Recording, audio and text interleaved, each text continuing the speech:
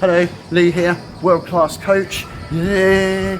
Okay, so what I wanted to do today was talk to you about the relationship between cancer and exercise and how it actually helps you pre-treatment, during the treatment, and of course after the treatment. So, as most of you probably know, I was diagnosed with cancer, head and neck cancer, back in January. I went through 2 chemo sessions and 30 radiotherapy sessions, and to be quite honest, that all really fucked me up.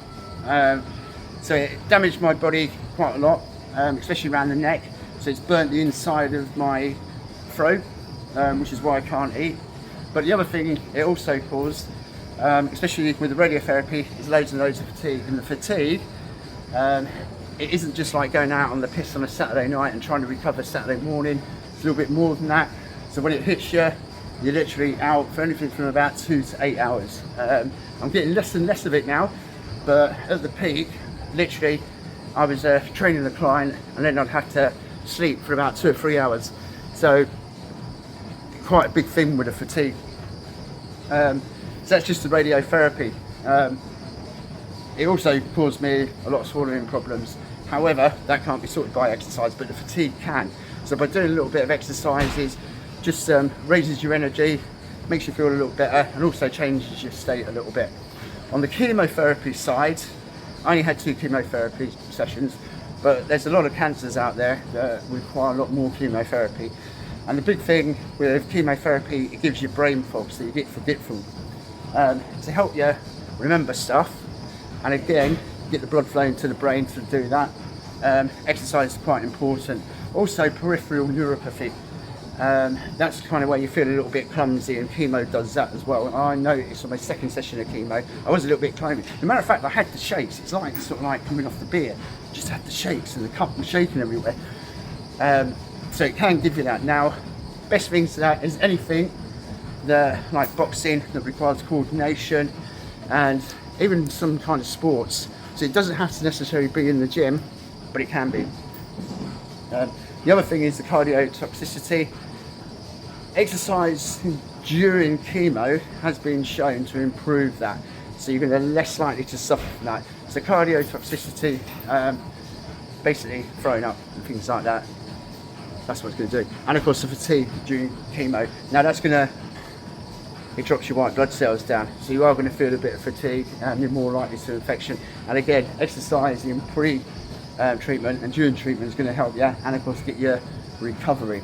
Now, of course, that's just radiotherapy and chemotherapy. Then you've also got hormone therapy, or commonly known as ADT. And I don't know too much about it, but I know from talking from some of the guys at Mount Vernon Cancer Centre, especially those that were going through prostate cancer, some of them were going through hormone therapy. So they're going to get quite a lot of muscle loss, loss in power as well, and of course an increase in weight and fat. So with that, okay, weight training is massive, and watching those calories as well.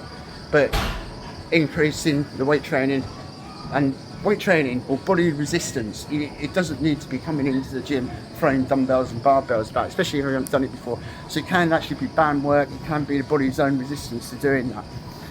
You're also going to get a bit of reduced bone density. Now the reduced bone density, it's a double whammy if you're a female, and especially if you're suffering from any kind of, or got any kind of cancer, okay, and you're going through the menopause at the same time, and some females are.